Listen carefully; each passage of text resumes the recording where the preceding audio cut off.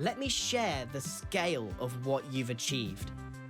You've defeated 10,600,000 creepers a day. So everyone combined kills 10,600,000 creepers a day? 363,000 meters of rail per week. Okay, so we got insane stats like 10,600,000 creepers killed a day, and then we have some disappointing number like 363,000 rails placed per week? It's depressing. I could do that myself. I am going to do that myself.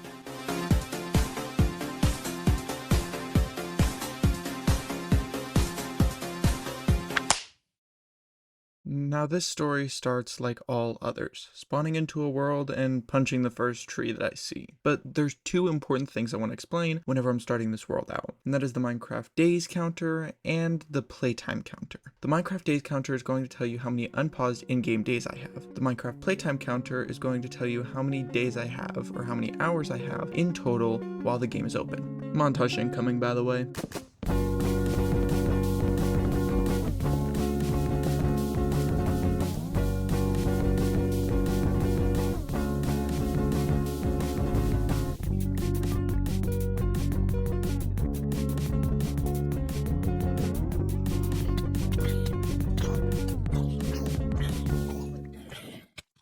So after a short off-camera mining session, I got a base established, 8 days passed, and I had 4 dogs now. But I needed an actual way to obtain all these railroads, so the first thing I did was crafted some diamond armor, some diamond tools, and actually sat down and did the math of how many materials I was gonna need. This actually took a surprisingly long amount of time.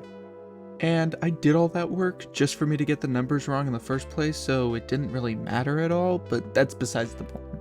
With those incorrect numbers, of course, I tried to place down the amount of chests that it would take for me to fill up for the amount of sticks and iron that I was going to need throughout the challenge. Of course, since the beginning of these numbers were wrong, the numbers that I put towards these chests were also wrong, but we'll get to that later.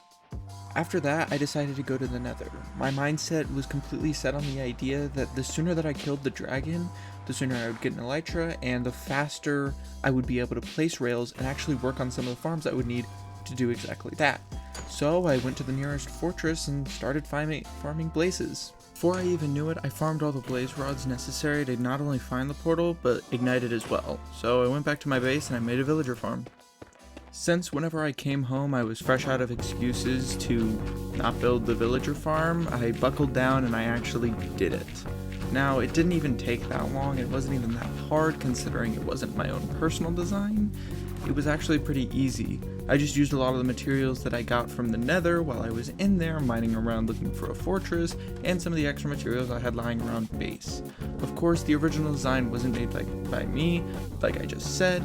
The original video I found from a Shulkercraft video 2 years ago, but the original creator of that design is somebody named Romer GFX. All credits in the description, of course. Whilst I was waiting for those villagers to breed so I can put them in some sort of iron farm, I didn't really have anything else to do, so I thought I would just do some quality of life work, such as building an enchantment table and enchanting some of my gear at last. It didn't really hurt anything, and I only stood to gain from doing this, so I thought, why not? And it would be best to get myself distracted with something while I was waiting for the villagers to breed. Since the villagers were taking way longer than expected to mate, I thought since I was wasting this time already, just sitting there like a bum doing nothing, I thought I might as well do something useful, such as kill the dragon and get an elytra. Though I may have had a little bit of a difficulty finding the portal, once I finally did, killing the dragon was an absolute breeze, and I found an elytra pretty quickly soon after. Now, it took another grueling 17 hours before I actually buckled down and built the iron farm, but once I did, it wasn't actually that hard. Now, the original design I actually made came from a creative world that I had, but that came from a YouTuber named Shulkercraft. That video was made by other design, and I had some significant inspiration from another YouTuber that made custom worlds as well. After trading with some villagers, after I got my newly acquired iron, I thought it's probably in my best interest that I start a bamboo farm for sticks, roughly around the exact same time that I start the iron farm, so I don't have a surplus of one material and a minute amount of the other. I know that aren't going to produce the exact same amount, and I know that's not what I need either, but I thought it wouldn't hurt while I was in the mood to do it. I had some leftover villagers while I was making the bamboo farm, so I thought I might as well use some of that time and some of those villagers to trade with them and get some better enchants, like mending and stuff for my elytra. Since I had a surplus of villagers and free time, I thought I might as well use it to upgrade my iron farm, and I had even more free time after that, so I decided to upgrade the bamboo farm as well. And I came to a realization. I have a lot of free time on my hands. I mean, everything I needed came into my possession via the iron farm and the stick farm. So all I could do was just slowly upgrade the farms and find other random projects to procrastinate on. At this point, there were only really two things I could do, which was craft railroads and wait. There was a lot of waiting in this challenge, a lot more than I would like to admit. It was very, very, very boring.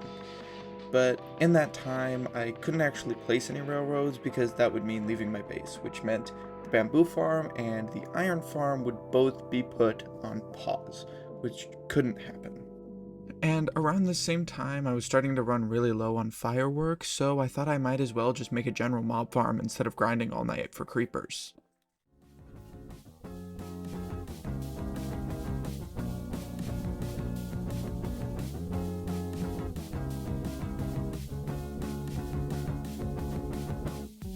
Until I ended up actually getting all the railroads, the only time I ever actually left my base was to get shulker boxes and then also to place a waypoint every few thousand blocks for a restock, just basically telling me that I was on track and I didn't miss any railroad placements.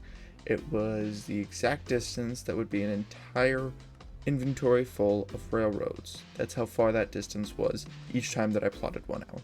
And I placed about 210 of them all the way to where 363,000 would be. And this very, very small process may have taken me just over 3 hours to fully complete. And just like that, I didn't have any more time to waste, so I got to placing rails. And gosh, was this a slow process.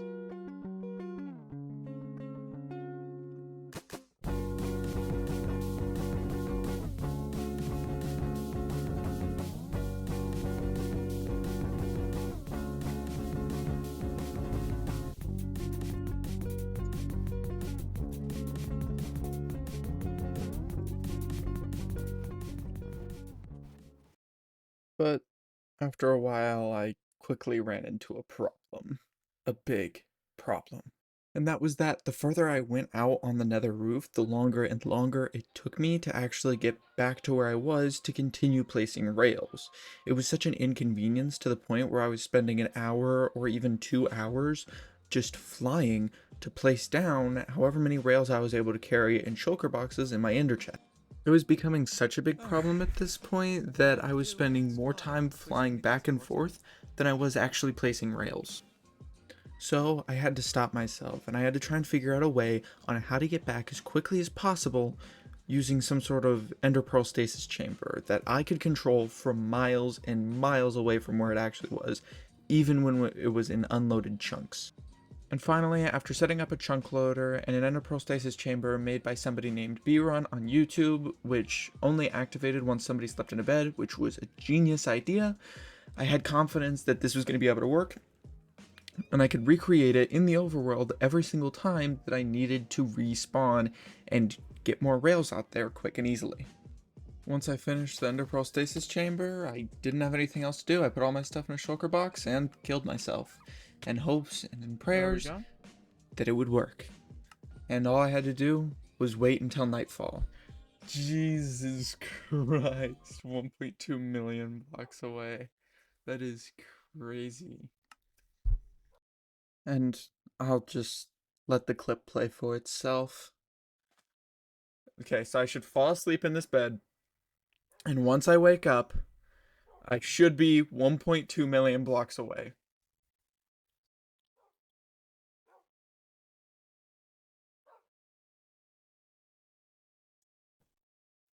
Why didn't it work? And just like that, I was out of time. It was going to take too long for me to be able to get back to the railroad track. Even though I had stacks and stacks and stacks of chests to be able to make railroads out of, it didn't matter. It didn't matter at all because I just didn't have enough time.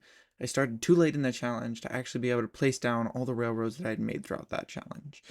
If I had placed them better, or if the stasis chamber would have worked, things would have looked differently. But by the time I would have gotten there, challenge would have been over. So I decided I'd just teleport over there, look at the stasis chamber, see what was wrong with it in the first place.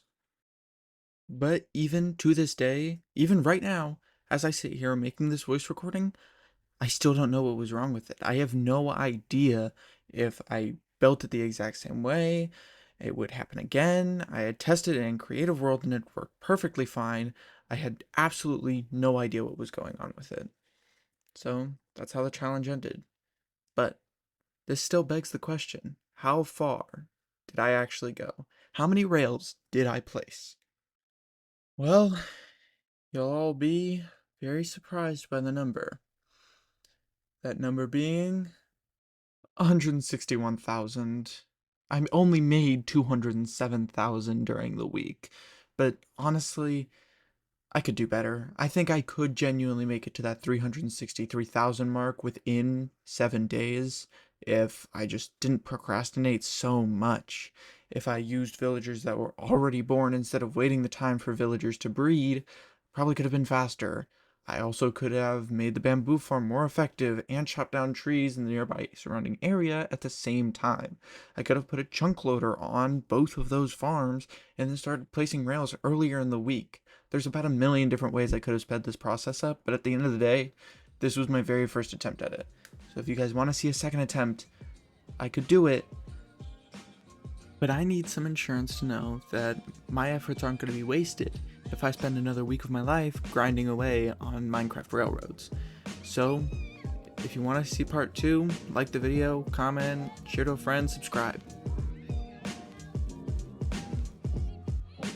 Also, before everyone leaves, shout out to 8-Bit Run for the Ender Pearl Stasis Chamber, as well as to XFX, Roamer for the Villager Breeder design, also to Mine the Fab for the Iron Farm inspiration.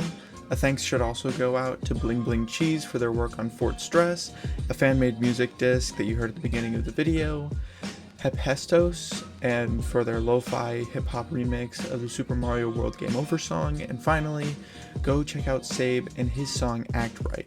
All of these amazing people can be found in the description of this video right now. Seriously, go. Check them out. They're all incredibly talented people, and most of them deserve more recognition than they actually have.